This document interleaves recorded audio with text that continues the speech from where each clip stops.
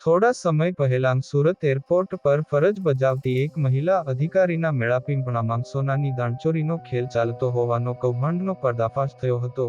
તે કેસમાં હજુ ઇન્ક્વાયરી ચાલી રહી છે. ત્યારે તાજેતરમાં સુરત એરપોર્ટ પરથી એસઓજીએ ₹60 લાખના દાણચોરીના સોના સાથે સ્મગલર ગેંગના 4ને પકડ્યા છે. આ ગેંગે દાણચોરીનું સોનું ભારતમાં ઘુસાડવા માટે ગજબ તરકીબ અજમાવી હતી, જે જોઈ એસઓજીના અધિકારીઓ પણ ચોંકી ગયા હતા. પ્રાપ્ત માહિતી અનુસાર આરોપીઓ ટ્રાવેલ બેગની અંદર છુપાવીને સોનું લાવ્યા હતા. જો કે, તેઓ સોનાની બિસ્કિટ નહોતા લાવ્યા પરંતુ સોનાની પેસ્ટ બનાવી તેનું કાપડ જેવું દેખાતું એક લેયર બેગના પાછળના ભાગે ચિપકાવી દીધું હતું, જેથી પહેલી નજરે જોતા તે બેગનો જ ભાગ હોવાનું લાગતું હતું. સુરત એરપોર્ટ પર આવતા જ એસઓજીએ સપ્લાય કરતા એક મહિલા સહિત 4ને પકડ્યા હતા. બાદમાં જ્વેલરી એક્સપર્ટને બોલાવીને બેગ પર ખરેખર સોનાની પેસ્ટ ચિપકાવી છે કે નહીં તેની તપાસ કરાવાઈ હતી ત્યારે ચોંકાવનારો ખુલાસો થયો હતો. જ્વેલરી એક્સપર્ટની હાજરીમાં એસઓજીએ બેગ પરથી વધારાનું લેયર કાઢ્યું હતું, જે બહારથી બેગ જેવા બ્લેક કલરનું પરંતુ અંદરથી ગોલ્ડ કલરનું હતું. જ્વેલરી એક્સપર્ટે એસઓજીની હાજરીમાં તે લેયર ઓગાળતા તેમાંથી 900 ગ્રામ વજનનું સોનું નીકળ્યું હતું, જેની બજાર કિંમત 60 લાખ જેટલી થાય છે. એસઓજીને બાતમી મળી હતી કે એક મહિલા, 3 પુરુષ દુબઈ સુરત ફ્લાઇટમાં દાણચોરીનું સોનું લાવી રહ્યા છે. શંકાસ્પદ 4 જણા દાણચોરીનું ગોલ્ડ લઈ સુરત એરપોર્ટથી બહાર નીકળી ગયા હતા, પરંતુ એસઓજીએ તેઓને એરપોર્ટ બહારથી પકડી પાડ્યા હતા. પ્રારંભિક તપાસમાં કશું મળ્યું નહોતું, પરંતુ બેગની પાછળના ભાગે એક વધારાનું લેયર શંકાસ્પદ જણાયું હતું. તેના તપાસ કરતા તે લેયર ગોલ્ડ પેસ્ટનું હોવાનો ખુલાસો થયો હતો. આ 4 આરોપી ગોલ્ડ પેસ્ટ બનાવી બેગની ઉપર ચોંટાડી દુબઈ સુરત ફ્લાઇટમાં લાવ્યા હતા. તમામ આરોપીઓ સુરત ગ્રામ્ય માંગરોળના વતની છે.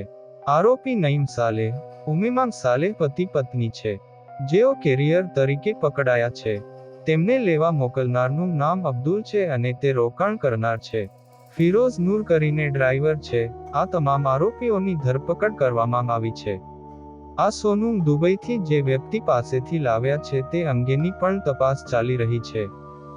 જે રીતે ફિનિશિંગ છે તેનાથી લાગે છે કે અગાઉ પણ આ લોકો આવી જ રીતે સોનું સુરત લઈને આવ્યા છે. તેમના રિમાન્ડ મેળવીને આગળની કાર્યવાહી હાથ ધરવામાં આવશે. સાથે તેઓએ કહ્યું હતું કે દંપતી કેરિયર છે. સોનું લાવવા માટે ₹15,000 તેમને આપવામાં આવતા હતા. મુખ્ય મુદ્દો છે કે દુબઈ અને ભારતમાં 1 કિલો સોનાની કિંમતમાં 6 થી 7 લાખ રૂપિયાનો ફેર હોય છે, જેના કારણે આ પ્રવૃત્તિ સતત ચાલી રહી છે. કસ્ટમ વિભાગના અધિકારીઓ પણ તપાસમાં જોડાશે. આ લોકો પાસે બિલ પણ મળી આવ્યા છે. આરોપીઓ એરપોર્ટ ઉપર ઇમિગ્રેશન સિક્યુરિટી માંગ પકડાઈ ન જાય તે માટે અવનવા કિમિયાઓ અજમાવતા હોય છે, જેમાં અગાઉ તેઓ સોનાને પ્રથમ પાવડર સ્વરૂપમાં બનાવી તેમાં કેમિકલ મિક્સ કરી લુગદ્દી સ્વરૂપમાં નાના પાઉચમાં ભરી તે પાઉચ શરીરમાં, અંડરવિયરમાં તથા બૂટના તળિયામાં મૂકી દાણચોરી કરતા હતા. પરંતુ સને 2023માં સુરત શહેર એસ.ઓ.જી. દ્વારા આવી રીતે દાણચોરી કરતા 4 ઇસમોને સોનાની પેસ્ટ 7 કિલોની પેસ્ટ જે કિંમત ₹29,48,000ની મત્તાના મુદ્દામાલ સાથે ઝડપી પાડી આ તકનીક ઉજાગર કરતા દાણચોરો નવો કિમિયો અપનાવેલ, જેમાં તેઓ સોનાની પેસ્ટ બનાવી તેમાં કેમિકલ મિક્સ કરી તે કેમિકલયુક્ત સોનું લિક્વિડ ફોર્મમાં લાવી તેને ટ્રોલી બેગના બહારની સાઈડે આવેલ રેઝિન તથા રબરની શીટની વચ્ચે સ્પ્રે કરી નવું લેયર પડ બનાવેલ, જે આધુનિક ઉપકરણ મેટલ ડિટેક્ટરમાં પણ ડિટેક્ટ ન થાય તેવી રીતે સોનું સંતાડી દાણચોરી કરવા લાગેલ, જે ટેકનિક પણ સુરત શહેર એસઓજીએ હ્યુમન સોર્સિસની મદદથી શોધી કાઢી ફરી એકવાર સોનાની દાણચોરીના આંતરરાષ્ટ્રીય રેકેટનો પર્દાફાશ કરવામાં સફળતા મળેલ છે.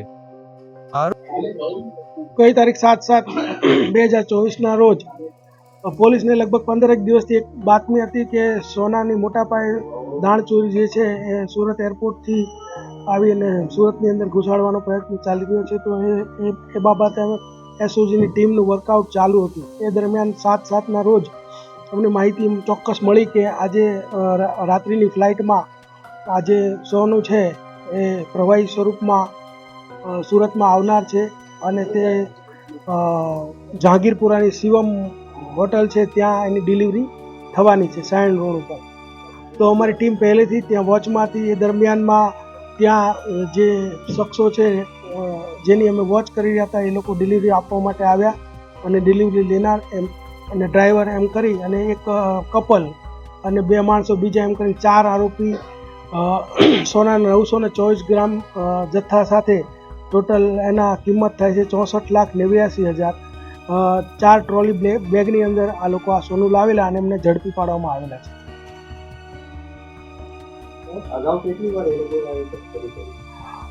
અગાઉ જે અત્યારે પ્રારંભિક જે અમે પૂછપરછ કરી તો એક જે સાકેત અબ્દુલ સમદ બેમાત છે કે જેનું આ રોકાણ હતું પૈસાનું, એણે 3 મહિનાથી આ પ્રવૃત્તિ કરી રહ્યો એવું માલુમ પડેલું છે, પરંતુ ડિટેલમાં અત્યારે અમારી તપાસ જે છે એ ચાલુ છે. આરોપીઓએ ભારત સરકારના કસ્ટમ વિભાગમાં એક્સાઇઝ ડ્યુટી ન ભરી સરકારને આર્થિક નુકસાન પહોંચાડવાનો ગુનો કરેલ છે. કેમેરામેન સાબિર અલી સૈયદ સાથે કાદિર શેખ, કર્તવ્ય ગુજરાત ન્યૂઝ, સુરત.